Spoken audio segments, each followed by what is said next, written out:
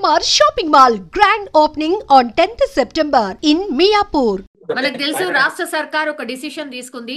కాళేశ్వరం కి సంబంధించిన విచారణని సిబిఐకి అప్పజెప్పాలని. ఆ తర్వాత రాజకీయ పరిణామాలు మారుతూ వస్తున్న సిచ్యువేషన్ లో ఒక్కసారి మాట్లాడే ప్రయత్నం చేద్దాం. మాతో పాటు ఉన్నారు supreme court advocate as well as district retired judge Malyadri గారు. సార్ నమస్తే సార్.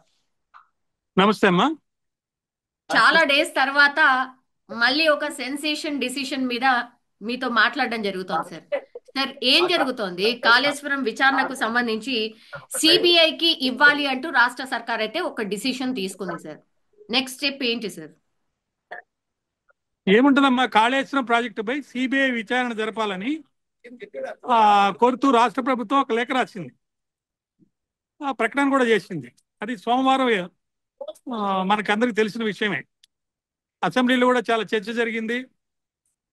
చాలా మంది చాలా రకాల అభిప్రాయాలని చెప్పారు అక్కడ. ముఖ్యంగా ఒక వ్యక్తి ఏమన్నారంటే, నేను మా అమ్మాయిని లండన్లో చేర్పించడానికి పోకుండా ఇది చాలా ఇంపార్టెంట్ కాబట్టి దీనికి సంబంధించి నేను మాట్లాడుతున్నాను అని చెప్పారు. సో అక్కడి నుంచి చూస్తే ముందు లీగల్గా మాట్లాడాలంటే ఒక లేఖ మాత్రమే రాయడం జరిగింది. అది స్టేట్ గవర్నమెంట్ నిర్ణయం మాత్రమే. ఈ స్టేట్ గవర్నమెంట్ నిర్ణయాన్ని ప్రకటించిన తర్వాత ఇక రాజకీయంగా అనేక వ్యవహారాలు లేకపోతే మాటలు, కొంతమందిని ఒక పార్టీ నుంచి సస్పెండ్ చేస్తారని ఇలా చర్చలన్నీ జరుగుతున్నాయి, వస్తున్నాయి. ఈ నేపథ్యంలో రాబోయే జూబ్లీ హిల్స్ ఎన్నికలు దానికి ఇది ముడిపడి ఉందని చెప్పి నా ఉద్దేశం. అయినా కూడా ఇప్పుడు సిబిఐ అనేది ఒక కేంద్ర సంస్థది. దానికి టూమోటోగా unless and until state government నుంచి కన్సెంట్ లేకపోతే చర్య తీసుకునేదానికి లేదు. మీకు తెలిసినట్టుగా ఇక్కడేమో కాంగ్రెస్ ప్రభుత్వం, అక్కడేమో సెంట్రల్లో బీజేపీ కూటమి ప్రభుత్వం ఉంది. ఆ ప్రభుత్వం ఏ పరిస్థితిలో ఉందో అందరికీ తెలిసిందే. రాబోయే రోజుల్లో జరగబోయే బీహార్ ఎన్నికలు, ఈ జూబ్లీ హిల్స్ ఎన్నికలు, అమెరికా ట్రంప్ మాటలు, విదేశాల్లో మరి మోడీ గారు వెళ్ళి రష్యా, చైనా వాళ్ళతో కలిసి అక్కడ మాట్లాడటం, పాకిస్తాన్ ప్రైమ్ మినిస్టర్ కనపడినా మాట్లాడకుండా వెళ్ళిపోవడం, ఇవన్నీ మనం చూస్తే నిజంగా ఇది చాలా ఇంపార్టెంట్ విషయం.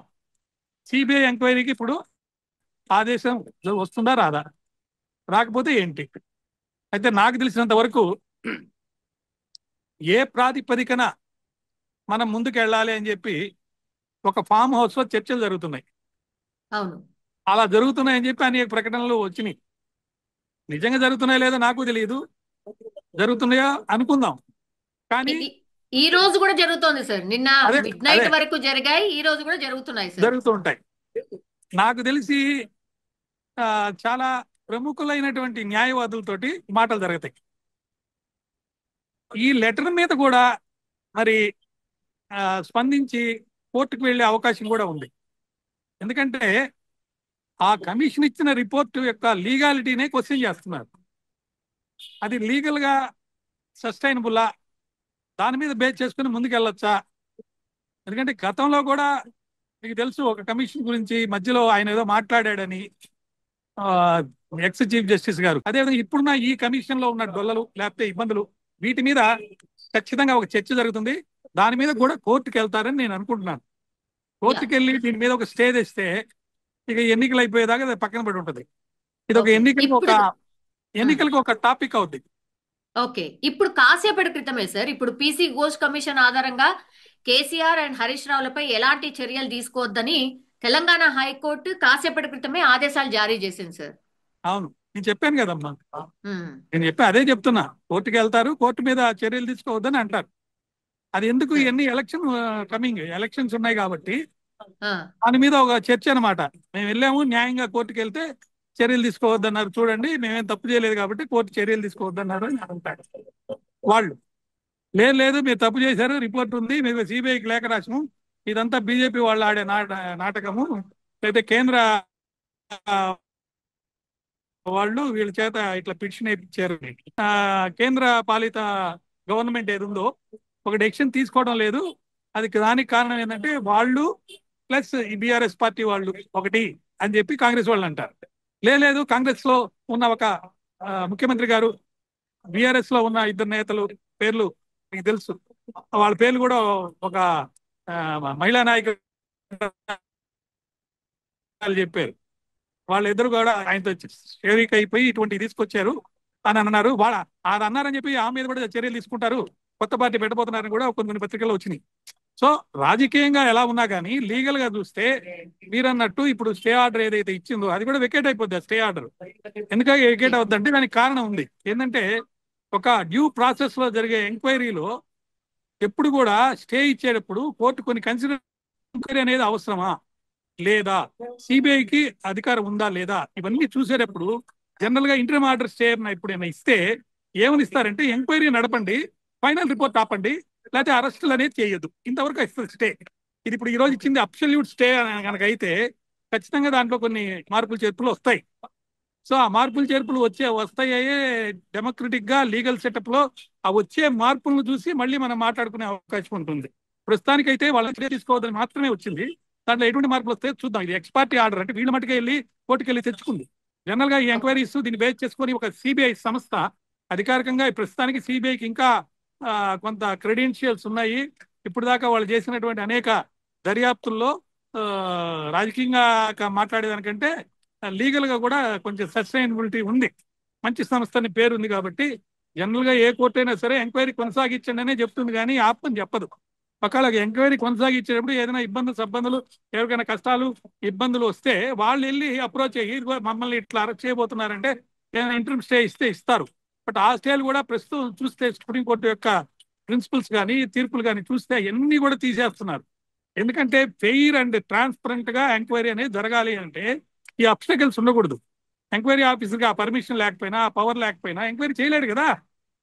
ఇప్పుడు మీరు అరెస్ట్ చేయొద్దని అంటారు, అరెస్ట్ చేస్తే తప్ప మాకు మేము ఎంక్వైరీ చేసి వాళ్ళ యొక్క స్టేట్మెంట్ రికార్డ్ చేసేదానికి ఇబ్బంది అని వీళ్ళు అంటారు.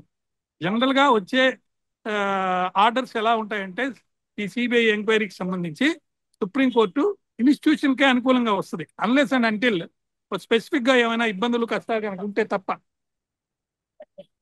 ఓకే, ఇప్పుడు సిబిఐకి సంబంధించి ఓన్లీ కాళేశ్వరంకి సంబంధించిన కేసులో మాత్రమే సిబిఐ ఎంక్వైరీ చెయ్యొచ్చు అని గవర్నమెంట్ ఒక ఆర్డర్ ఇచ్చింది అనేది ఒక టాక్ సార్, నిజమాది?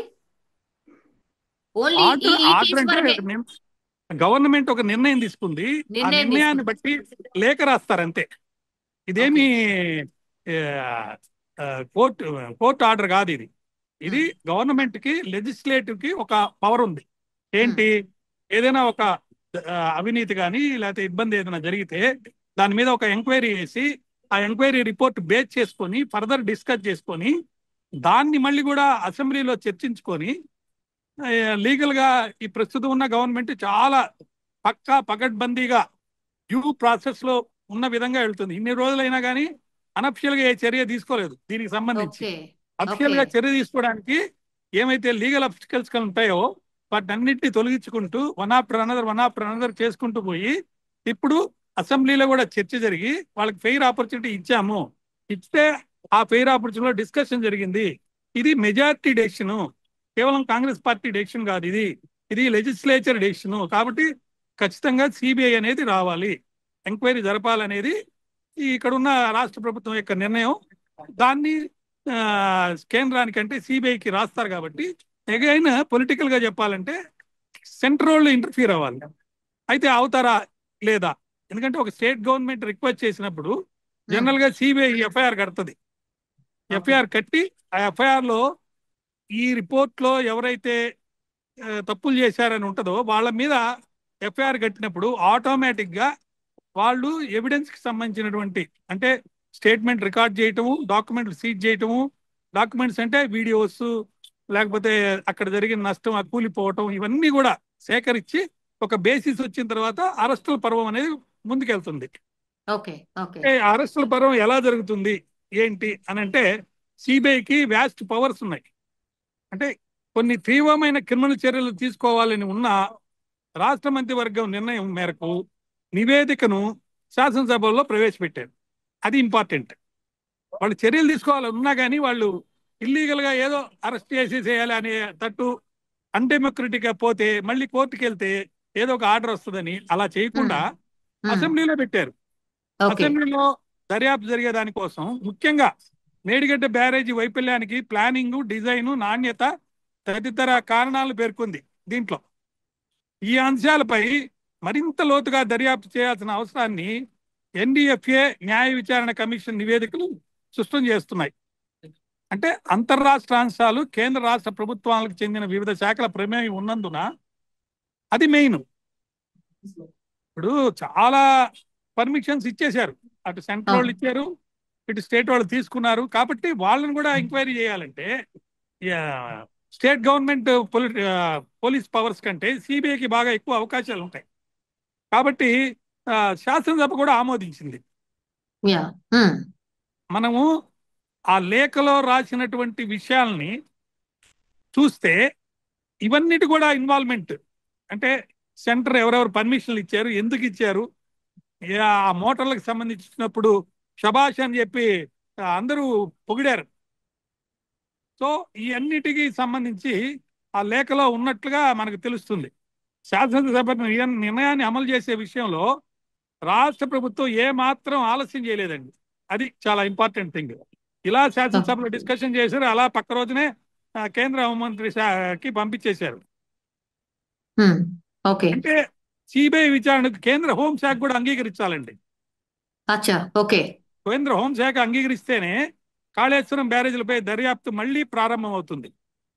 ఇప్పుడు దాకా చేసిన దర్యాప్తు అడ్మినిస్ట్రేటివ్ లెవెల్లో స్టేట్ గవర్నమెంట్ ఇచ్చిన ఎంక్వైరీలో ఉన్న ఆర్డర్ ప్రకారం చేసింది.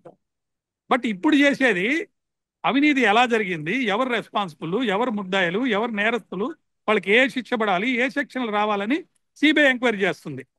అంటే బ్యారేజీలో చేసిన పనికి చెల్లించిన బిల్లుల గురించి కానీ ఇంత వేగంగా ఎందుకు ముందుకెళ్ళింది, అంతిమంగా ఈ డబ్బులు ఎవరికి చెందాయి, ఎంత చెందాయి అనే అంశాలపై లోతుగా దర్యాప్తు అనేది జరుగుతుంది.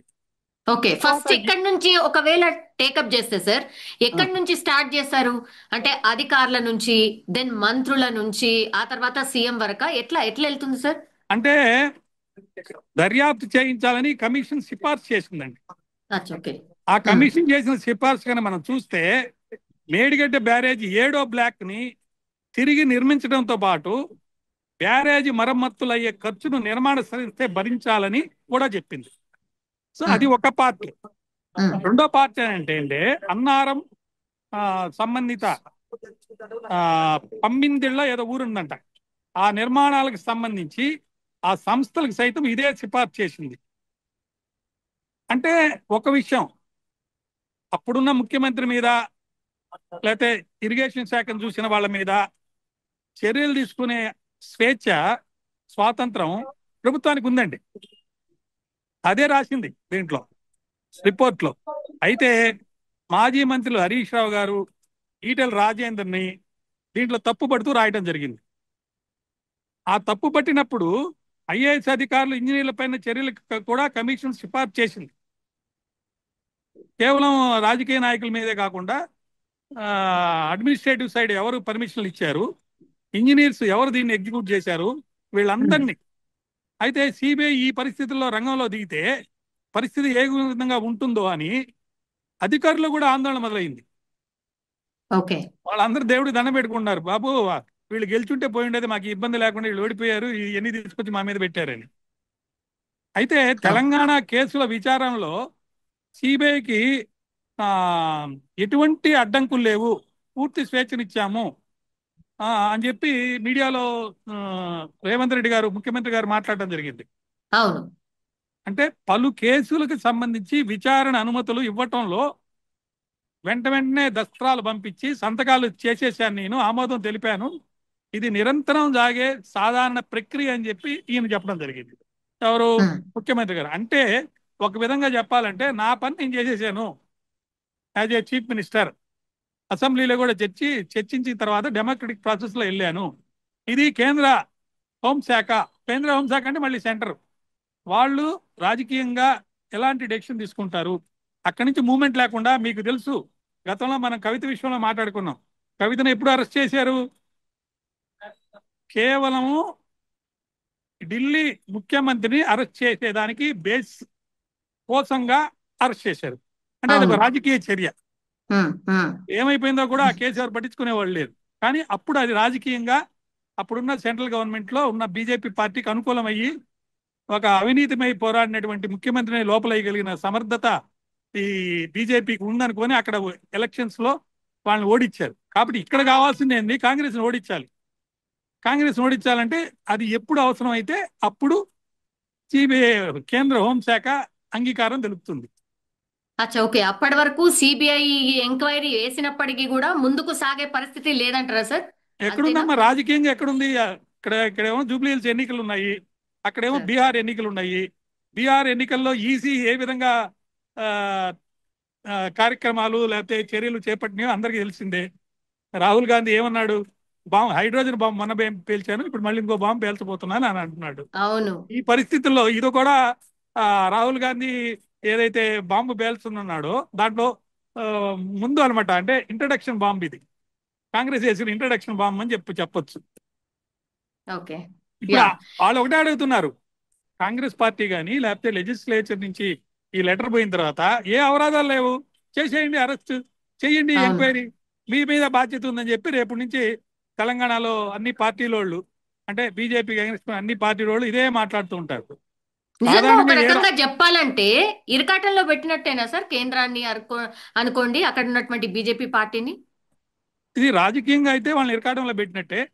ఓకే. టెక్నికల్ గా లీగల్ గా చూస్తే government is going as per law due process లో. అచ్చా, ఓకే. కోర్టు ఆదేశం అన్నా ఉండాలి, సంబంధిత రాష్ట్ర ప్రభుత్వం లేకైనా ఉండాలి.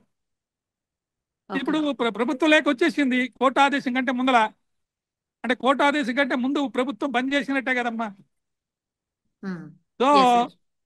ఉదాహరణకి బ్యాంకుల్లో రుణాలు తీసుకొని ఎగేస్తారు అనుకోండి, ఎవరైనా రుణాలు ఎగేస్తారు, సిబిఐ నేరుగా విచారణ చేస్తుంది. వాటికి రాష్ట్ర గవర్నమెంట్ నుంచి ఎప్పుడు కూడా ఆమోదం తెలుపుతూనే ఉన్నారు. ఇప్పుడు కాళేశ్వరం పైన రాష్ట్ర ప్రభుత్వమే లేఖ రాసింది.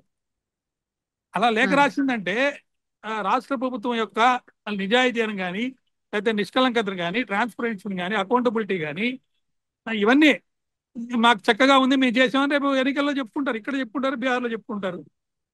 యా.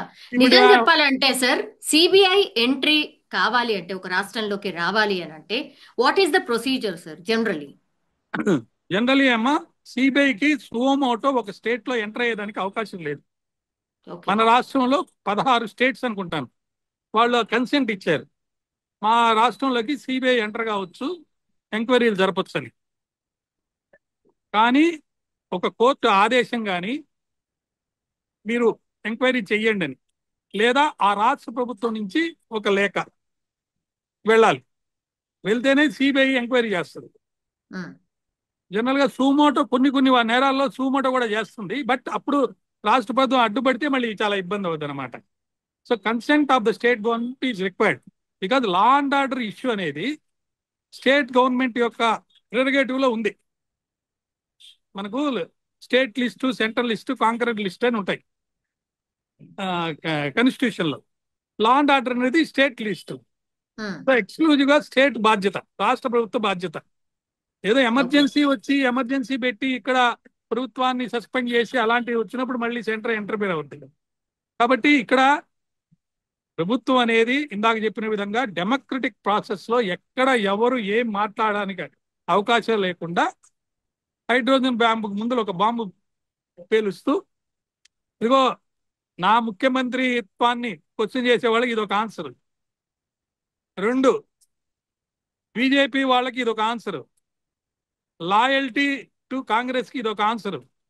ఓకే. సో చాలా మంది ఏమంటున్నారు, ఒక ముఖ్యమైన మహిళా నాయకురాలు, ఇదిగో ఫలానా 2 వ్యక్తులు ముఖ్యమంత్రి గారితో కలిశారు అంటున్నారు. అరే నాతో కలిసి ఉంటే నేను వాళ్ళ మీద చర్య తీసుకోమని నేను ఎందుకు అంటాను అనేదానికి ఇది ఆన్సరే కదా. అవును. కాబట్టి వాళ్ళని పార్టీ నుంచి సస్పెండ్ చేసేదానికి ఇది ఒక అవకాశం ఇచ్చినట్టే, ఆయుధం ఇచ్చినట్టే వీళ్ళకి. Yes, exactly sir, exactly. America నుంచి రాగానే నిన్న ప్రెస్ మీట్ పెట్టారు, తర్వాత ఈ మొన్నటి వరకు కూడా డైరెక్ట్ గా పేర్లు తీసుకోలే. ఇప్పుడు ఏకంగా హరీష్ రావు డైరెక్ట్ గా అనండి, ఒకరి తర్వాత ఒకరి పేరు తీసుకున్నారమ్మా. ఎస్ ఒకరి పేరు ఎస్ తీసుకున్నారు, ఇప్పుడు రెండో పేరు వచ్చింది. Yes yes exactly sir. ఇప్పుడు ఆ, డైరెక్ట్ గా పేర్లనే మెన్షన్ చేసిన పరిస్థితి. ఇప్పుడు పార్టీ ఏం చేయబోతోంది? ఇప్పుడు కాళేశ్వరం మీద ఏం చేయాలి ఒకటి, తర్వాత ఇంట్లో ఉన్నటువంటి మహిళా నాయకురాల్ని, సొంత పార్టీని క్వశ్చన్ చేస్తుంది రెండు. ఏం జరగచ్చు సార్? ఇక్కడ ఒక చాలా ముఖ్యమైన విషయం ఏంటంటే, మొన్న ఎన్నికల్లో ఓడిపోవడానికి ప్రధానమైన 3 కారణాలు అని చెప్పి అందరికీ తెలిసినాయి. ఉమ్, ఒకటి లిక్కర్ స్కామ్, ఉమ్, 2 డెమోక్రటిక్ గా జరగలేదు, అటోక్రటిక్ గా జరిగింది. బీఆర్ఎస్ అనేది నడిపించడం, ప్రభుత్వం నడిపించడం కానీ పార్టీ నడిపించడం కానీ. 3 టిఆర్ఎస్ ని బీఆర్ఎస్ చేయటం. ఉమ్, సో ఇప్పుడు దాంట్లో భాగంగా ప్రక్షాళన జరుగుతుంది. బీఆర్ఎస్ ని టిఆర్ఎస్ చేశారు. ఎప్పుడు చేశారు? మొన్న గుజరాత్ వాళ్ళని ఇక్కడి నుంచి పంపించండి అని ఒక యుద్ధం జరుగుతున్నప్పుడు చాలా ఒకటి వచ్చింది, టిఆర్ఎస్ గా ఉంటేనే ఇక్కడ గెలుస్తామని. సార్. అది నెంబర్ 1 అయిపోయింది. నెంబర్ ఉమ్, 2, లిక్కర్ స్కామ్ నుంచి ఇబ్బందులు పడ్డారు కాబట్టి లిక్కర్ స్కామ్ వాళ్ళని బయటకు పంపించేదానికి ఒక అవకాశం కావాలి. సో లిక్కర్ స్కామ్ బయటికి పోతే ఇంకా నిష్కలంకుడైనటువంటి పార్టీ అయిపోద్ది. సార్, సొంత కూతుర్ని కూడా లెక్క చేయకుండా బయట పంపిద్దామని అనుకున్నారా నిజంగా? అంటే అది జరిగిందా? రాజకీయాల్లో కూతురు, కొడుకు, లేకపోతే ఇంకోటి ఉండదమ్మా. అధికారమే లక్ష్యంగా ఉంటుంది. ఇప్పుడు ప్రకాశం పంతులు గారండి, లేకపోతే ఇక్కడ ఎవరు పోరాట పార్టీలు కాదు, ఈ రాజకీయ పార్టీలు. పోరాటం చేసి చనిపోయినటువంటి, అసులు బాసినటువంటి అనేక మంది యువకులు, లేకపోతే పెద్దవాళ్ళు, వాళ్ళందరూ వాళ్ళు ఏదో స్వార్థం లేకుండా త్యాగం కోసం ఏదో ఆ రాష్ట్రం ఏర్పడాలని చేసింది. కానీ ఉమ్, పొలిటికల్ పార్టీ పెట్టుకుంది, పవర్ ఉండాలి కదమ్మా. పవర్ ఉంటేనే కదా ఏదైనా చేయగలిగేది. తను పేరు సంపాదించుకోవాలన్నా, ఊరు సంపాదించుకోవాలన్నా. సో ఉమ్, ఒక ఉమ్. ఒక పర్టికులర్ ఇష్యూ లేదా ఒక పర్టికులర్ పర్సన్, అది ఎవరైనా ఉండొచ్చు, వాళ్ళ వల్ల పార్టీకి ఇబ్బంది, లేకపోతే పవర్ రాదు, లేకపోతే ఎన్నికల్లో గెలవలేము అనే పరిస్థితి వచ్చినప్పుడు రిక్వెస్ట్ మీద కూడా బయటకు పంపుతారు. బయటకి సస్పెన్షన్ ఎలా ఉన్నా కానీ రిక్వెస్ట్ గా మీరు అలా ఉండండి అని అంటారు. ఓకే. తప్పేముంది దాంట్లో? యా. లేదు, ఎవరు మన కూడా ఎన్నో ఎక్స్పెక్ట్ సందర్భాలు. చేయలేదు. సార్, ఎవరు ఎక్స్పెక్ట్ చేయలేదు నిజంగా ప్రభుత్వము సిబిఐ ఎంక్వైరీకి రిక్వెస్ట్ చేస్తుందని, లేకపోతే ఒక నిర్ణయం తీసుకుంటుందని ఎవరు ఎక్స్పెక్ట్ చేయలేదు. అటు బీజేపీ ఎక్స్పెక్ట్ చేయలేదు, బీఆర్ఎస్ కూడా ఎక్స్పెక్ట్ చేయలేదు అనేది ఒక చర్చ సార్. నిజమేనా సార్ ఇది? మీకు కూడా అలాగే అనిపించిందా? లేదమ్మా, అందరు ఎక్స్పెక్ట్ చేశారు. సమయం ఎప్పుడనేది అందరు వెయిట్ చేస్తున్నారు. ఓకే. కరెక్ట్ జూబ్లీస్ ఎలక్షన్లు వచ్చినాయి, బీహార్ ఎలక్షన్లు రాబోతున్నాయి. ఒకరిని మార్చబోతారేమో ఇక్కడ అనే ఒక టాక్ వచ్చింది. ఆ మార్చబోయేది ఎందుకు అని అంటే పట్టు లేదు. మొన్న ఒక తీర్పు వచ్చింది, మీకు తెలిసిందే. సార్. కొంతమంది 10 మంది ఎమ్మెల్యేలు పార్టీ మారారని, అవును. వాళ్ళ మీద తీసుకున్న దాంట్లో ప్రాపర్ గా జరగలేదు అని చెప్పి ఒక ఎమ్మెల్యే బాధపడ్డాడు కూడా, కన్నీళ్లు పెట్టుకున్నట్టు బాధపడి మాట్లాడాడు. ఏమనంటే నేను అనవసరంగా పార్టీ మార్చినందువల్ల నాకు చాలా ఇబ్బందులు వచ్చినాయి అని చెప్పి కూడా అంటం జరిగింది అనమాట. సో రైట్ టైంలో రైట్ డెసిషన్ ఫర్ గవర్నమెంట్. దీని సార్. యొక్క అనదర్ అంటే ఇంప్లికేషన్స్ ఎలా ఉంటాయనేది రాబోయే రోజుల్లో వేచి చూడాలి. యా. ఇప్పుడు టిఆర్ఎస్ ఆర్ బిఆర్ఎస్ ఏం చేయొచ్చు సార్? ఏం ఛాన్సెస్ ఉన్నాయి వాళ్ళకి? ఏం ఆప్షన్స్ ఉన్నాయి? ఒకటి, లీగల్ గా ఇప్పుడు వెళ్ళారు ఆల్రెడీ కోర్టుకి. అది అయిపోయిన తర్వాత పొలిటికల్ గా కొన్ని నిర్ణయాలు జరుగుతాయి. పార్టీల్లో ఎవరు మార్పు చేయాలి, ఎవరిని రప్పించుకోవాలి, ఎవరిని మార్చాలని. ఉమ్, ఇప్పుడు కాంగ్రెస్ పార్టీలో కూడా చాలా మంది అసంతృప్తివాదులు ఉన్నారు. వాళ్ళలో ఎమ్మెల్యేలు కూడా కొంతమంది ఉన్నారు, పవర్ రాని వాళ్ళు. లేకపోతే ఇప్పుడు నిన్న ఒక పేపర్లో ఒక ఎడిటోరియల్లో వచ్చింది కాబట్టి మనం మాట్లాడుకోవచ్చు. అది సుమారు కొన్ని అసెంబ్లీ సెగ్మెంట్స్ లో 20 కోట్లు ఖర్చు పెట్టారంట ఎన్నికల్లో అయ్యటానికి. సో రాబోయే ఎన్నికల్లో అంటే మళ్ళా అసెంబ్లీ వచ్చినప్పుడు అది 30 నుంచి 35 కోట్లు అవుతుందని కూడా ఖర్చు అంటున్నారు మామూలు సాధారణంగా. మరి ఈ 35 కోట్లు వాళ్ళు ఇన్వెస్ట్ చేసిన దానికి ఇంట్రెస్ట్ తో కలిపితే 35 కోట్లు రేపు ఎన్నికలకే కావాలి. దాని తదనంతరం మళ్ళీ సంపాదించుకోవడానికి కదా 35 కోట్లు, 20 కోట్లు పెట్టుబడి పెట్టి 5 ఏళ్ళు పనిచేసినప్పుడు మరి దానికి తగ్గట్టుగా రావాలి అని అంటే ఎక్కడో ఇక్కడ ఏదో ఒక ఆబ్లిగేషన్స్, పార్టీలు మార్చడం, లేకపోతే ఆ, అదే పార్టీ వాళ్ళలోనికి అసంతృప్తులుగా మారి క్రిటిసైజ్ చేస్తూ బ్లాక్మెయిల్ చేస్తూ పనులు చేయించుకోవడం, ఇవన్నీ సహజంగా మనకందరికి తెలిసిన విషయాలే. కాకపోతే ఇప్పుడున్న సందర్భంలో చర్చలు చూసుకుంటే మనము ఖచ్చితంగా అందరికీ తెలిసిన విషయం ఏంటంటే ఇది రాజకీయ నిర్ణయము. కరెక్ట్ సమయంలో కరెక్ట్ గా మరి ఆ ఇది జరిగిందని నేను అనుకుంటున్నానమ్మా. Yes sir. సో కరెక్ట్ టైంలో కరెక్ట్ డిసిషనే అంటారు, రైట్ సార్? ఇప్పుడు రాజకీయంగా ఒత్తిడి. Yes sir. ఇప్పుడు మరి బీజేపీ ఏం చేయొచ్చు సార్? బీజేపీ ఏం చేయబోతుంది ఇమీడియట్ గా? అంటే బీజేపీ రోజు ఇంకా మాట్లాడతారు కదా, మేము సిబిఐకి ఇచ్చినాం, మీరే డిసిషన్ తీసుకోవట్లేదు అని. ఎట్లా ఇక్కడ తప్పించుకుంటారు బీజేపీ? బీజేపీ ఏం చెప్తుందంటే కేంద్ర హోంశాఖ పరిశీలనలో ఉంది అని చెప్తుంది. ఓకే. అచ్చా, చెప్పిన ఓకే. తర్వాత ఇంకో స్టెప్ ముందుకెళ్తుంది. ఇదిగో ఈ యొక్క రిపోర్ట్ లో పలానా పలానా వాళ్ళ పేర్లు వచ్చినాయి, ఇంకా వేరే వాళ్ళ పేర్లు కూడా నేను యాడ్ చేసుకోవచ్చు. కాబట్టి ఎవరెవరు వస్తారో మా పక్కకు రండి, మమ్మల్ని ఇక్కడ గెలిపించండి. ఎవరు రాకపోతే వెంటనే ఉంటాయి చర్యలు, వస్తే చర్యలు స్లోగా ఉంటాయి. కొత్త వాళ్ళని చేర్చరు, కమిషన్ రిపోర్ట్లో ఉన్న వాళ్ళతో ఇది చేస్తారన్నమాట. ఫర్ ఎగ్జాంపుల్ ఒక మాట చెప్తా మీకు. కమిషన్ రిపోర్ట్లో ఒక వ్యక్తి డబ్బు తిన్నారని అనుకుందాం. ఇప్పుడు బీజేపీ ఏమంటుంది, ఇదిగో డబ్బు తిన్నది ఆయన, దాచిపెట్టింది పలానోడి దగ్గర. ఆ దాచిపెట్టినోడిని తీసుకొస్తారు, ఒరే నువ్వు మా పక్కకు వస్తే నీ మీద ఉండదు రిపోర్టు, నిన్ను యాడ్ చేయను, ఆ రిపోర్ట్ వరకే ఉంటుంది. సో ఇలా అన్నమాట, ఓకే. ఇలా ఉంటది. సో అల్టిమేట్ గా చెప్పాలంటే it is only A political game. The game will not end at any point of time. ఆ అచ్చా. టైం వచ్చినంత వరకు దాన్ని ఆడుతూనే పోతారు. మరి ఇంకో కొత్త సమస్య వస్తుంది, ఆ సమస్యను టేకప్ చేస్తారు అంతే. అచ్చా, ఓకే. సో ఇది డ్రాగ్ ఆన్ అయితా పోతుంటది మోస్ట్లీ. అంటే లోక్సభ ఎలక్షన్స్ వచ్చేంత వరకు కూడా మేబీ ఇది డ్రాగ్ కావచ్చు అనేది, అంతే కదా సార్? బీహార్ ఎలక్షన్లు అయిపోయిన తర్వాత మనం మాట్లాడుకోవాలి మళ్ళీ. ఓ. ఎందుకంటే అచ్చా, ఓకే. బీహార్ ఎలక్షన్స్ లో కొత్త పదాన్ని లల్లు ప్రసాద్ యాదవ్ కొడుకు తీసుకున్నాడు, తేజస్వి యాదవ్. ఏంటంటే ఆ పదము కరప్షన్. మనకందరికీ తెలుసు లల్లు ప్రసాద్ యాదవ్ని కరప్ట్ చేశాడని జైల్లో పెట్టారు, శిక్ష అనుభవిస్తున్నాడు, సుప్రీంకోర్టులో పెట్టింది. ఇప్పుడు వాళ్ళు ఏమంటున్నారంటే ఇప్పుడున్న ముఖ్యమంత్రి బీహార్లో నితీష్ గారు హైలీ కరప్టెడ్. ఈ ఎన్నికలు అయిపోయిన తర్వాత అతన్ని ఒక స్ట్రా లాగా, ఇదే మాట వాడారు, మన కూల్ డ్రింక్లు ఇచ్చే స్ట్రా లాగా వాడుకుని అతను పక్కన తీసేస్తారని. సో నేనేమంటానంటే రేపు బీహార్ ఎలక్షన్స్ లో గనక ఏదైనా కారణాల వల్ల నితీష్ ప్రభుత్వం అక్కడ ఓడిపోతే ఖచ్చితంగా అటు చంద్రబాబు నాయుడు గారు, ఎందుకంటే వాళ్ళ శిష్యుడే ఇక్కడ ఉన్నాడు, కాంగ్రెస్కి వచ్చినా పెద్ద ఆశ్చర్యపడాల్సిన అవసరం లేదు. నాయుడు గారి యొక్క